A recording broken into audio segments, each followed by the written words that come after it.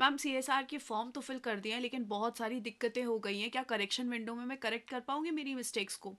ऐसे मेल और ऐसे मैसेजेस मुझे पिछले दिनों से बहुत सारे आ रहे हैं। इस बार स्टूडेंट्स काफ़ी मिस्टेक कर रहे हैं। सो मुझे लगा कि एक वीडियो मुझे बना देना चाहिए जिसमें मैं आपको बताऊं कि इस बार आपको फॉर्म किस तरीके से फिल करना है, सो दैट आप कुछ मिस्टेक ना करो और आपको वेट ना करना पड़े करेक्शन विंडो के ओपन होने का। So welcome back to my channel guys, Bansal biology. आज के वीडियो में हम स्टेप बाय स्टेप देखेंगे किस तरीके से आप सीएसआर नेट का फॉर्म फिल कर सकते हैं। So let's get started with the lecture guys. सबसे पहले आप देखिए, आपको विजिट करना है csrnet.nta.ac.in, ये इनकी वेबसाइट है। यहाँ पर आप देख सकते हो, यहाँ पर सबसे पहले तो इन्फॉर्मेशन बुलेटिन है, उसको बहुत अच्छे से रीड कर लीजिएगा। और उसी के ही नीचे यहाँ पर आपको दिख रहा है click here to register and log in, तो आपको यहाँ पर क्लिक हियर करना पड़ेगा। आप जैसे ही क्लिक हियर करेंगे आपके पास यहाँ पर इस तरीके की वेबसाइट ओपन हो जाएगी। सबसे पहले आपको यहाँ पर क्या करना है, आप एज अ न्यू रजिस्टर की तरह, न्यू कैंडिडेट है तो आपको यहाँ पर रजिस्टर करना पड़ेगा। इन्होंने ये सारी फीस मेंशन कर रखी है कि अगर आप जनरल कैटेगरी से है तो आपको फाइनली ये फी करनी पड़ेगी, ओबीसी से है, ईडब्ल्यूएस से है तो ये फीस पे करनी पड़ेगी, एससी एसटी से है तो ये फीस पे करनी पड़ेगी। आपने ये सारी चीज़ें कर ली, फिर आप बोलोगे कि ठीक है मैं एग्री करता हूँ, मैंने ये सारी चीज़ें पढ़ ली और अब मैं प्रोसीड करना चाहता हूँ। अब यहाँ पर आपके पास ये स्पेसिफिक इन्होंने ऑप्शंस दे रखे हैं कि आप यहाँ पर किसके थ्रू लॉगिन करना चाहते हैं। आपके पास आधार कार्ड है, आपके पास डिजी लॉकर अकाउंट है, आपके पास एकेडमिक बैंक ऑफ क्रेडिट्स का है, आपके पास जो भी चीज़ है आप उससे लॉगिन कर सकते हो। फॉर एग्जाम्पल मैंने चूज़ किया कि मेरे पास जो आधार नंबर है, मैं उस आधार नंबर से करना चाहती हूँ। उसके बाद आपको ये आधार नंबर देंगे और बोलेंगे कि आप ओटीपी जनरेट करो। तो आपका जो आधार नंबर है वो आपके मोबाइल नंबर से लिंक्ड होना चाहिए। जैसे ही आपने यहाँ पर आधार नंबर चूज किया, आपको यहाँ पर आपके मोबाइल पे एक ओटीपी आ जाएगा। उस ओटीपी को आप डालेंगे तो जितनी भी आपकी डिटेल्स है वो ऑटोमेटिकली आपको इस पोर्टल पे दिख जाएगी। आपका नाम दिख जाएगा, आपका डेट ऑफ बर्थ दिख जाएगा, ये सारी चीज़ें आपको दिख जाएगी। आप इन सबको कर लेंगे, आपको आपका एक एप्लीकेशन फॉर्म मिल जाएगा। आपको अपना पासवर्ड बनाना होगा, वो सब बना लेना, पासवर्ड वगैरह, और आप अपना जो है रजिस्ट्रेशन कंप्लीट कर लोगे। आपके पास एक एप्लीकेशन नंबर आ जाएगा, ठीक है। उस एप्लीकेशन नंबर को यूज करके और जो भी आपने पासवर्ड सेट किया है उसको यूज करके ये सिक्योरिटी पिन डालना और लॉग इन कर लेना। ठीक है। अगर आपको ऐसा लगता है कि आप कोई भी चीज़ भूल गए हो, अगर आपको लग रहा है कि आपने अपना पासवर्ड भूल गए हो, अपना एप्लीकेशन नंबर भूल गए हो, तो आप अपने ईमेल से इन सब चीज़ों को रीसेट भी कर सकते हो। तो जो भी ईमेल आप डालोगे वो ऐसा ईमेल डालना जो आपके पास एसेसिबल है और आप उसे अच्छे से देख सकते हो। ये सब चीज़ें हो गई, आपने लॉगिन कर लिया। अब लॉगिन करने के बाद जो आपका बेसिक डेटा है, जैसे कि आपका नाम, डेट ऑफ बर्थ, जेंडर, ये सब चीज़ें उन्होंने ऑलरेडी कैप्चर कर ली होगी। अब आपको यहाँ पर क्या क्या डालना होगा कि आप क्या सिंगल चाइल्ड हो, आपके पापा का नाम क्या है, आपकी मम्मी का नाम क्या है, आपकी नेशनैलिटी क्या है, आप अपने आइडेंटिटी के तौर पे क्या प्रूफ देना चाहते हो। फॉर एग्जांपल पैन कार्ड देना चाहते हो, इन्होंने यहाँ पर आपके सामने बहुत सारे ऑप्शंस दे रखे हैं। आप यहाँ पर उन सभी ऑप्शंस में से चूज कर सकते हो कि आपको यहाँ पर क्या चीज़ चूज करनी है। आपके पास ऑप्शन में है कि आप बैंक पासबुक देना चाहते हो, driving licence, PAN card, passport, जो भी चीज़ आप देना चाहते हो उस पर आपका आइडेंटिफिकेशन नंबर आएगा।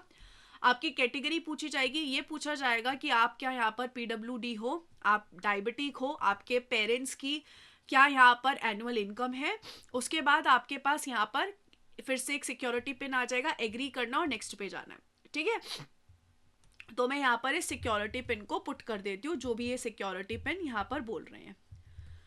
एक बार मैंने कर दिया, फिर मैं एग्री कर देती हूँ और मैं बोलती हूँ कि ठीक है चलो नेक्स्ट पे चलते। पिन फिल कर दिया है, उसके बाद आपके पास आपको एड्रेस भरना होगा। जो भी आपका एड्रेस है वो आप अपना एड्रेस फिल कर दीजिए। अगर आपका प्रेजेंट एड्रेस परमानेंट एड्रेस से मैच कर रहा है तो सेम एज प्रेजेंट एड्रेस कर दीजिएगा।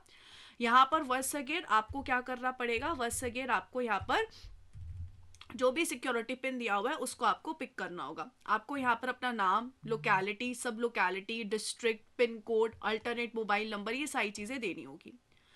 नेक्स्ट में आप चलोगे तो उसके बाद आपको यहाँ पर पूछा जाएगा I want to apply for CSI net on the basis of. अब अगर आप 4 ईयर ग्रेजुएट डिग्री में हो, जैसे बहुत सारे स्टूडेंट 4 ईयर बैचलर्स में होते हैं, तो आप ये चूज़ करिएगा। अगर आप मास्टर्स डिग्री में तो आप ये चूज़ कीजिएगा। अब एक हो सकता है कि आपने पास कर लिया है, एक हो सकता है आप रिजल्ट अवेटेड कैटेगरी में। अगर आप रिजल्ट अवेटेड कैटेगरी में तो आपसे ईयर पूछेगा कि आपकी 2024 में होगी पूरी या 2025 में पूरी होगी। उसके बाद यहाँ पर आपसे पूछा जाएगा कि अच्छा आप किस में रिजल्ट अवेटेड है, आपका एमएस बीएस में है, एमएस पीएचडी में है, एमएस इक्विवेलेंट में है, अदर में है। अगर आप एमएससी में है तो आप एमएससी इक्विवेलेंट चूज कर सकते हो। फिर आपसे पूछा जाएगा अच्छा आपकी स्ट्रीम क्या है, जो भी आपकी स्ट्रीम हो आप टाइप कर देना। आपने कहाँ से क्वालिफाइंग कर रहे हो अपनी कंप्लीट, इंडिया से कर रहे हो इंडिया से, कौन से स्टेट से कर रहे हो, उस यूनिवर्सिटी का नाम लिख देना जो भी यूनिवर्सिटी से कर रहे हो, और यहाँ पर आप चूज कर लेना इंस्टीट्यूट नेम और एड्रेस। उसके बाद इंस्टीट्यूट का पिन कोड आपको पुट करना पड़ेगा। एक बार ये हो गया, फिर क्या पीएचडी में आपने कोई एडमिशन लिया है या नहीं लिया है। ले लिया है तो हाँ बोल देना, नहीं लिया है तो ना बोल देना। अगर ले लिया है एडमिशन तो आप बोल देना कि आपने परस्यू कर रहे हो या पीएचडी आपको अवार्ड हो चुकी है। जो जो आप चूज करोगे उस हिसाब से आपको आगे फॉर्म फिल करने को बोलेगा। मैं यहाँ पर चूज करी हूँ कि नहीं भाई मैंने पीएचडी में एडमिशन लिया ही नहीं है अभी तक। उस हिसाब से आपके करके फिर से आपको यहाँ पर सिक्योरिटी पिन डालना पड़ेगा और सेव एंड नेक्स्ट आपने कर दिया। इसके बाद अब यहाँ पे पूछा जाएगा कि क्या आप रिसर्च में हो या फिर कोई आप एक्स सर्विसमैन हो। तो इन सब चीज़ों में मैंने लिख दिया है no no no no no, कि मैंने कोई भी एमफिल में नहीं लिया है, ना ही मैंने यहाँ पर कोई रिसर्च में अभी तक एडमिशन लिया है। अगर आपके पास कोई रिसर्च एक्सपीरियंस है आपकी पीजी कंप्लीट करने के बाद तो आप येस कर दो, अगर नहीं है तो नो कर दो। अगर आप एक्स सर्विसमैन हो तो येस कर दो, नहीं तो फिर नो कर दो।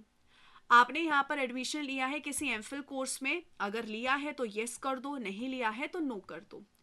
क्या आपने whether you have completed masters degree course और इक्विवेलेंट कोर्स, क्या आपने मास्टर्स डिग्री कंप्लीट कर ली है, येस अगर कर ली है, नो अगर नहीं की है। अगर आप येस करोगे तो उस हिसाब से वो आपसे और क्वेश्चन पूछेंगे कि कौन से डिपार्टमेंट से की है, क्या स्पेशलाइजेशन है, यूनिवर्सिटी का नाम क्या है। ना बोलोगे तो बात वहीं पे ख़त्म हो जाएगी। तो आपने अगर कहीं पे मास्टर्स अपनी कंप्लीट कर ली है तो ये सारी चीज़ों को ध्यान रखना कि आपने कब कंप्लीट की।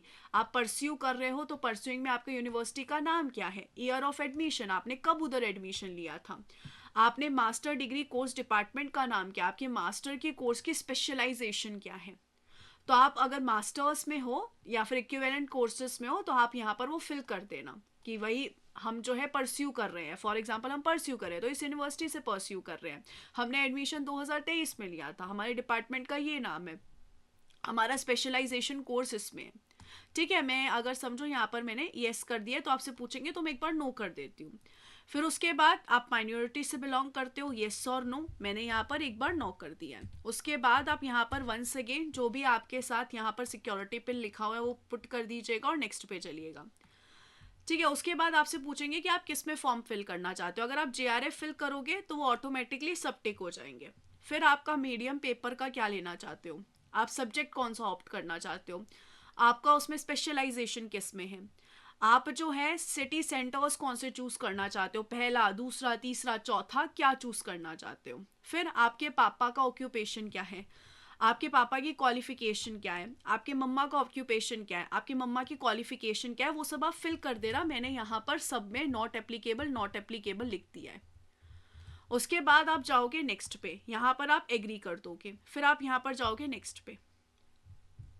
उसके बाद आपको फाइनली क्या करना होगा, अपनी एक फ़ोटो अपलोड करनी होगी।